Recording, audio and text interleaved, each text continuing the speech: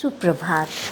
सुधा सक्सेना का सभी को सप्रेम सादर सा स्नेह सुबह की राम राम। प्रेम कई रूपों में हम लोग देख चुके हैं। आज एक और तरीके से प्रेम को हम समझते हैं। मनुष्य ऐसी किसी भी वस्तु या व्यक्ति से प्रेम कर सकता है जिसके साथ वह व्यक्तिगत जुड़ाव महसूस करता हो। ऐसा प्रेम एक दूसरे के लिए सिर्फ चाह या दिखावा मात्र नहीं है, बल्कि एक प्रभावशाली भाव संबंध है। प्रेम में मनुष्य के भीतर एक एहसास उत्पन्न होता है और इसी एहसास के अनुरूप वह व्यवहार भी करता है। कबीर दास ने कहा है कि पोथी पढ़ पढ़ जगमुआ, पंडित भया न कोय, ढाई अक्षर प्रेम का पढ़े सो पंडित हो। यह संसार मिथ्या है और यहाँ पर दुखों का अंबार लगा रहता है, लेकिन इसके बावजूद भी मनुष्य को अपने जीवन के प्रति विशेष लगाव है। लाख कष्टों के बावजूद प्रत्येक मनुष्य को अपने जीवन के प्रति ऐसा मोह है कि वह अमृत तो चाहता है। इसका कारण यही है कि संसार में अवश्य ऐसा कुछ आकर्षण है कि लोग दुखों को सहने को भी तैयार रहते हैं, और संसार का यह आकर्षण प्रेम ही है। और प्रेम के अभाव में मनुष्य के जीवन की कल्पना तक नहीं की जा सकती।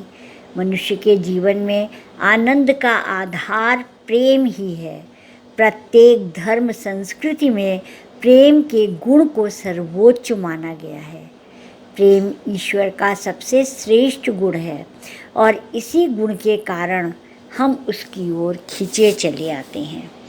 भगवान बुद्ध कहते हैं, जिस तरह हजारों दियों को एक ही दिए से बिना उसके प्रकाश को कम किए जलाया जा सकता है, उसी तरह खुशी बांटने से खुशी कभी कम नहीं होती।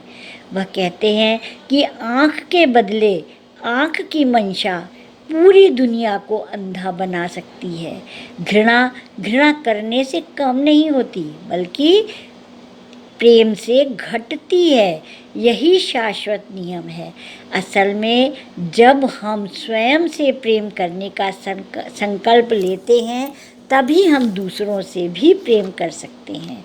ऐसा तब तक संभव नहीं है जब तक मनुष्य अपने क्रोध को नियंत्रित और दूसरों को क्षमा प्रदान करता है। तभी वह ईश्वरीय प्रेम की अनुभूति को प्राप्त कर सकता है। क्षमा ही हमारे प्रेम की क्रिया है। क्षमा दूसरों के लिए नहीं, बल्कि स्वयं के लिए करनी होती है। जब हम दूसरों को क्षमा करते हैं, तब वास्तव में हम अपनी आत्मा को स्वतंत्र करते हैं। कबीरदास ने कहा है कि अग्नि के ताप और तलवार की धार को सहना आसान है, किंतु प्रेम का निरंतर समान रूप से निर्वाह करना अत्यंत कठिन कार्य है। और प्रेम का निर्वाह हम करते रहें, इसके लिए क्रोध पे नियंत्रण और क्षमादान, ये दोनों बहुत ही आवश्यक तत्व हैं। जिस प्रकार से रोज़ धूल आ जाती है और हम रोज़ अपने घर की सफाई करते हैं, उसी तरह से मनुष्य के मन पर, आत्मा पर भी रोज़ कुछ ना कुछ ऐसी घटनाएं घटित होती हैं जिसकी प्रतिक्रिया होती है। उसमें जो अच्छी आनंददायक प्रतिक्रिया है उसको हम मन में अपने संजोएं, और जो बुरी प्रतिक्रिया है जो हमें कष्ट दे रही है उस प्रतिक्रिया को हम सफाई करते जाएं, उसे हटाते जाएं, और इस प्रकार से हम प्रेम का निर्वाह करें। अगर आप अपने जीवन पर, अपनी दिनचर्या पर अगर आप नज़र डालेंगे तो आप देखेंगे प्रेम से ही जीवन है, जहाँ पर हम शांत और एक दूसरे से मिलजुल कर रहते हैं।